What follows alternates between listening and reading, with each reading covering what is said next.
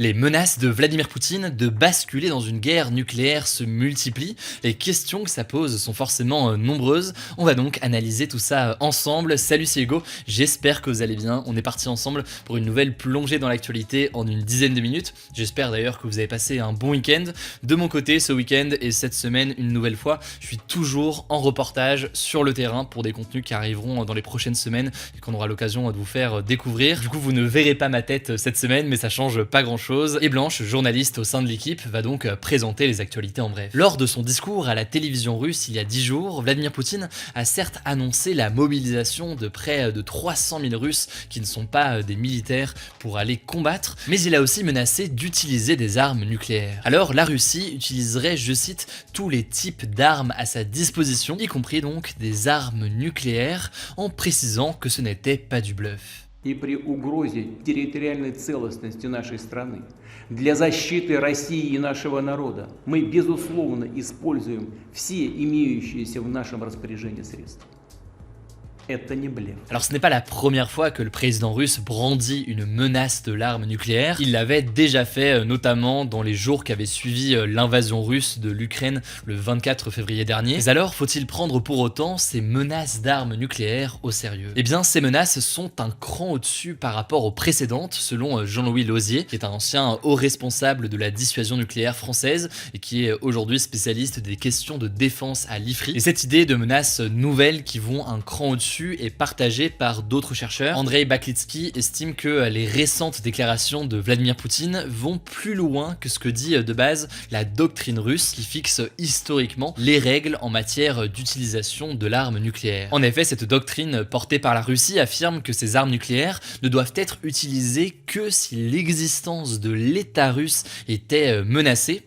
Or là, quand Vladimir Poutine parle d'intégrité territoriale, c'est un terme relativement flou qui dépasse simplement de la question de l'État russe, dans lequel donc le président russe pourrait être tenté d'intégrer les 4 régions ukrainiennes, des régions ukrainiennes contrôlées actuellement par l'armée russe, et dans lequel la Russie a organisé des soi-disant référendums ces derniers jours et annoncé ensuite l'annexion il y a quelques jours. Pour dire les choses simplement, en fait, dans le cas où les Ukrainiens parviennent à reprendre le contrôle de ces territoires ukrainiens actuellement contrôlés par l'armée russe, eh bien Vladimir Poutine pourrait être tenté d'utiliser l'arme nucléaire en estimant que la contre-attaque de l'Ukraine s'en prend à l'intégrité territoriale de la Russie. Alors Jean-Louis Lauzier voit ces menaces de Vladimir Poutine comme un signe qui montre que la Russie est en train de perdre. En effet, sur le plan militaire, ces dernières semaines, l'armée russe ne parvient plus à envahir et à conquérir de nouveaux territoires ukrainiens. Elle en perd même ces derniers jours, ça a été le cas encore ce week-end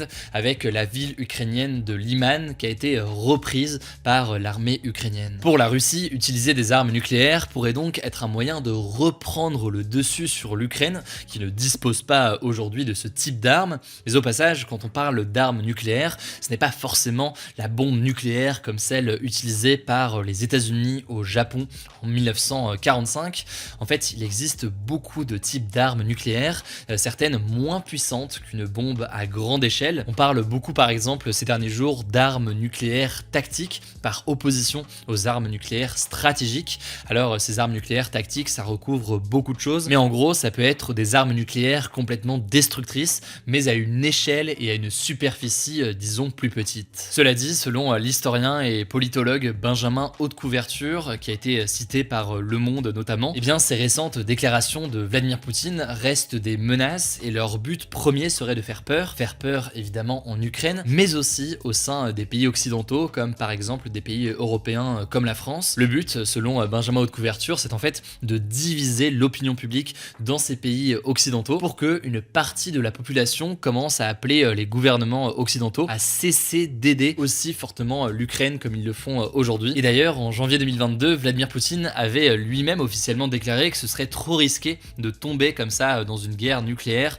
et que ce serait une guerre vaine, puisque une guerre nucléaire ne peut pas être gagnée. En effet, effet, cette idée qu'une guerre nucléaire ne peut pas être gagnée, c'est un peu le principe de la dissuasion nucléaire. Chacun a peur que l'autre utilise l'arme nucléaire, et donc personne n'aurait intérêt à rentrer dans cette escalade nucléaire. En effet, en cas d'attaque nucléaire de la Russie sur l'Ukraine, on peut imaginer que des pays alliés de l'Ukraine, que ce soit les États-Unis ou encore la France, eh bien décident de riposter, cette fois-ci donc contre la Russie et avec eux-mêmes l'arme nucléaire, ce qui entraînerait forcément une escalade absolument destructrice pour tout le monde. Enfin, il faut noter qu'en utilisant des armes nucléaires, eh bien la Russie pourrait se retrouver réellement isolée. En effet, aujourd'hui, il faut bien comprendre que la Russie est certes isolée des pays occidentaux, les États-Unis, l'Union européenne, etc. Mais de nombreux pays n'ont pas pris de sanctions économiques contre la Russie. En effet, ces dernières semaines, la Chine, la Turquie ou encore l'Inde, par exemple, continuent de développer des échanges économiques importants avec la Russie. Or, eh bien, selon plusieurs experts, tout cela pourrait changer fortement si la Russie utilisait des armes nucléaires dans les prochaines semaines. En tout cas, selon Andrei Baklitsky, l'emploi d'une arme nucléaire par la Russie serait véritablement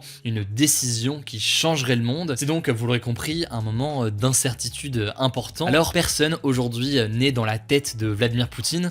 On va pas essayer de l'être non plus. Ce serait faire des suppositions, des choses qui sont assez vaines. Cependant, ça me semblait intéressant de se plonger sur cette question de l'arme nucléaire aujourd'hui. Dites-moi dans les commentaires, en tout cas, si jamais c'est un sujet qui vous intéresse. Toujours intéressant d'avoir vos retours. On en reparlera évidemment dans les prochains jours. Et je laisse donc la parole à Blanche pour les actualités en bref. Salut, c'est Blanche. On continue avec les actualités en bref et il s'est passé pas mal de choses ce week-end. Première actu au Brésil où se tenait ce dimanche le premier tour de l'élection présidentielle, une élection très attendue qui oppose l'actuel président Jair Bolsonaro, généralement classé à l'extrême droite, à l'ancien président de gauche Lula qui était au pouvoir entre 2003 et 2010. Et c'est Lula qui est arrivé en tête avec 48,4% des voix contre 43,2% pour Jair Bolsonaro. Lula n'a donc pas atteint la barre des 50% des voix pour être élu dès le premier tour comme le prédisaient certains sondages. Un second tour va être organisé dans 4 semaines, donc le 30 octobre, juste entre ces deux candidats. D'ici là, la campagne promet d'être assez explosive. Jair Bolsonaro compte capitaliser sur son score qui est plus élevé que ce qui était annoncé dans les enquêtes d'opinion. En tout cas, beaucoup d'experts craignent des tensions et la propagation de fausses informations, notamment sur les réseaux sociaux. En tout cas, dites-nous dans les commentaires si ça vous intéresse qu'on traite les enjeux de cette élection de manière plus détaillée dans les prochains jours. Deuxième actu en Afrique de l'Ouest cette fois-ci, le Burkina Faso a vécu un deuxième coup d'État en 8 mois, donc un renversement du pouvoir par la force. Vous avez peut-être vu passer ces images de militaires prenant la parole à la télévision, emmenés par le capitaine Ibrahim Traoré, qui s'est déclaré nouveau chef du pays. Le lieutenant Paul-Henri Sandaogo Damiba, qui avait lui-même pris le pouvoir par la force en janvier, a donc été renversé et il a accepté ce dimanche de démissionner officiellement de son poste sous la pression. Le nouveau chef du pays a immédiatement annoncé la fermeture des frontières terrestres et aériennes du Burkina et il a aussi appelé, je cite, à cesser les actes de violence et de vandalisme contre la France, alors que l'ambassade de France et une bibliothèque française à Ouagadougou ont été prises pour cible par des manifestants ce dimanche. Je vais pas rentrer dans les détails, mais en gros, ces manifestants accusent la France de soutenir l'ancien chef de la junte militaire qui était au pouvoir, Paul-Henri Sandaogo. Bref, la situation est très tendue dans le pays, on continuera de vous informer là-dessus. On passe à une troisième actu en Iran cette fois-ci, où les manifestations contre le régime islamique au pouvoir qui ont commencé il y a 2 semaines se poursuivent. Ce dimanche soir, de violents affrontements ont eu lieu entre les forces de l'ordre et des étudiants autour d'une prestigieuse université de Téhéran, la capitale du pays, l'université de technologie Sharif. En gros, des centaines d'étudiants s'étaient rassemblés pour défendre notamment les droits des femmes et dénoncer des arrestations d'étudiants qui ont manifesté ces derniers jours. Selon plusieurs journalistes et associations, la police aurait encerclé les étudiants, tiré au paintball et dispersé des gaz lacrymogènes. Et selon la chaîne de télévision Iran International, au moins 100 étudiants ont été arrêtés par la police. Quatrième continent pour cette quatrième actu, malheureusement ce n'est pas du tout une bonne nouvelle, au moins 125 personnes sont mortes sur l'île de Java en Indonésie suite à des bagarres et des mouvements de foule dans un stade de football ce samedi soir. C'est l'une des plus grandes catastrophes de ce type dans un stade de sport, tout pays confondu, et ça montre que le phénomène des violences dans les stades de football, qui a été beaucoup dans l'actualité en France l'année dernière, est aussi un problème mondial. Retour en France pour la 5e actu, la Cour de justice de la République, qui juge les crimes ou délits commis par les membres du gouvernement, a ordonné qu'un procès pour conflit d'intérêts soit organisé contre Éric Dupond-Moretti, l'actuel ministre de la Justice, confirmant une décision de 2021. Concrètement, Éric Dupond-Moretti est accusé d'avoir profité de sa fonction de ministre de la Justice pour interférer dans des affaires avec des juges à qui il était opposé à l'époque où il était avocat. De son côté, Éric Dupond-Moretti nie tout cela et ses avocats ont annoncé qu'ils avaient saisi la Cour de cassation, qui est en gros la plus haute juridiction de l'ordre judiciaire, pour justement contester cette décision qu'ils estiment contraire à la loi. Alors pour plusieurs responsables politiques de l'opposition, Éric Dupond-Moretti devrait démissionner, mais pour l'instant, depuis le début de cette affaire en 2021,